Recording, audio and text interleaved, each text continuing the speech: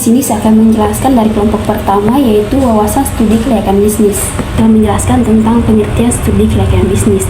Studi kelayakan bisnis adalah proses analisis untuk menilai apakah suatu usaha layak dijalankan atau tidak. Tujuannya untuk mengurangi risiko kerugian, menilai peluang usaha, dan membantu pengambilan keputusan.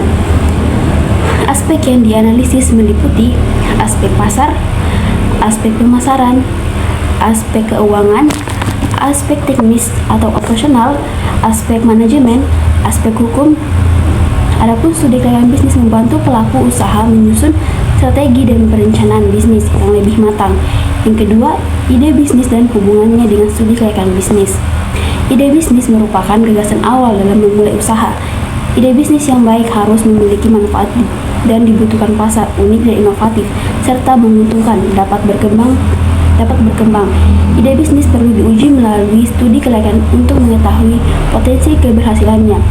Hubungan ide bisnis dan studi kelayakan sangat erat karena studi kelayakan digunakan untuk menilai apakah ide usaha layak dijalankan atau tidak. Contohnya, usaha minuman kekinian dinilai layak karena memiliki peluang dasar pasar dalam modal yang terjangkau. Selanjutnya kelompok kedua, yaitu pasar dan pemasaran. Yang pertama, pasar adalah kumpulan pembeli nyata dan potensial, sedangkan pemasaran merupakan proses memenuhi kebutuhan konsumen melalui produk atau jasa. Pasar dibagi menjadi pasar konsumen, pasar industri, pasar penjual, dan pemerintah.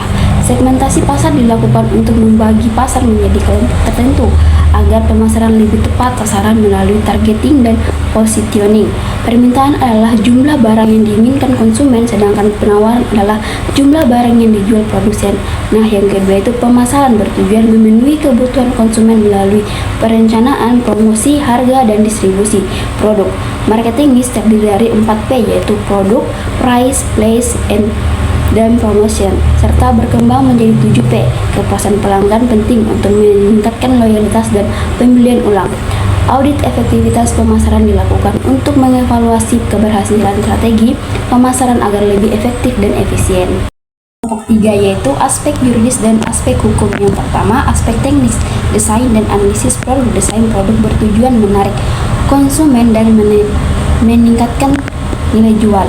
Analisis produk membantu memahami kebutuhan pasar dan strategi pemasaran. Proses produksi mengubah bahan baku menjadi produk bernilai. Faktor produksi: lahan, tenaga kerja, modal, dan manajemen. Adapun lokasi dan layout pabrik, lokasi dipilih berdasarkan pasar dan bahan baku, tenaga kerja, dan infrastruktur. Adapun layout pabrik bertujuan memperlancar proses produksi dan mengurangi biaya. Yang kedua, SDM dan aspek hukum. Alat dan teknologi. Teknologi dipilih agar produksi lebih efisien dan berkualitas. Pemilihan alat mempertimbangkan biaya, kualitas, dan kemampuan tenaga kerja. Adapun struktur organisasi dan sumber daya manusia, struktur organisasi mengatur tugas dan wewenang kerja. Fungsi SDM meliputi perencanaan, pengarahan, dan pengendalian karyawan.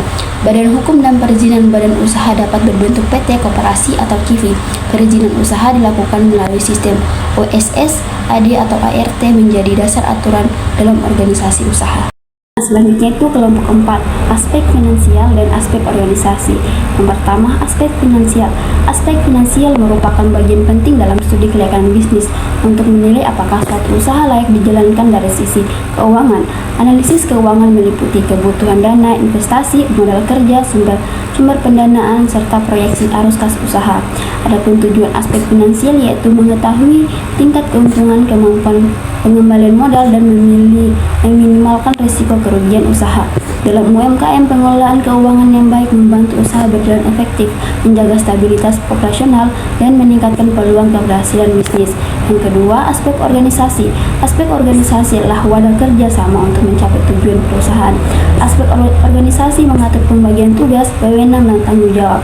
Struktur organisasi yang baik membantu meningkatkan koordinasi dan efektivitas kerja. Bentuk organisasi terdiri dari wewenang, lini, staf, dan fungsional.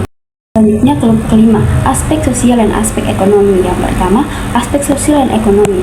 Aspek sosial berkaitan dengan interaksi masyarakat, budaya, pendidikan, kesehatan, dan kondisi lingkungan sosial. Adapun aspek ekonomi berkaitan dengan pendapatan, kesempatan kerja, produksi, dan kesejahteraan masyarakat. Suatu usaha atau proyek dapat memberikan dampak positif seperti membuka lapangan kerja, meningkatkan pendapatan, serta menyediakan sarana dan prasarana. Namun usaha juga dapat menimbulkan dampak negatif seperti perubahan budaya, kepadatan penduduk, dan masalah lingkungan. Adapun dampak terhadap perekonomian usaha atau proyek dapat meningkatkan perekonomian lokal, regional, hingga nasional melalui efek berganda, multiplier efek, adanya keterkaitan antar sektor ekonomi baik ke belakang, kebutuhan bahan atau input, maupun ke depan seperti hasil produksi digunakan sektor lain. Sektor unggulan seperti industri pengolahan, konstruksi, transportasi, dan listrik mampu mendorong pertumbuhan ekonomi. Penggunaan sumber daya alam dalam negeri juga meningkatkan penerimaan pemerintah melalui pajak dan PNPB sehingga mendukung pembangunan nasional. Adapun kelompok selanjutnya atau kelompok terakhir yaitu kelompok 6, aspek lingkungan. Aspek lingkungan adalah analisis terhadap dampak usaha terhadap lingkungan hidup, baik fisik, sosial, maupun ekonomi masyarakat sekitar. Dalam studi kelayakan bisnis, aspek lingkungan penting untuk memastikan usaha dapat berjalan tanpa merusak lingkungan. Nah, adapun faktor lingkungan yaitu lokasi usaha, pengelolaan limbah, polusi, dan dampak sosial. Adapun AMDAL digunakan untuk menilai dampak lingkungan sebelum usaha dijalankan atau dibangun. Adapun dampak bisnis yaitu yang pertama dari dampak positif, membuka lapangan kerja. Adapun dampak negatifnya yaitu pencemaran dan kerusakan lingkungan.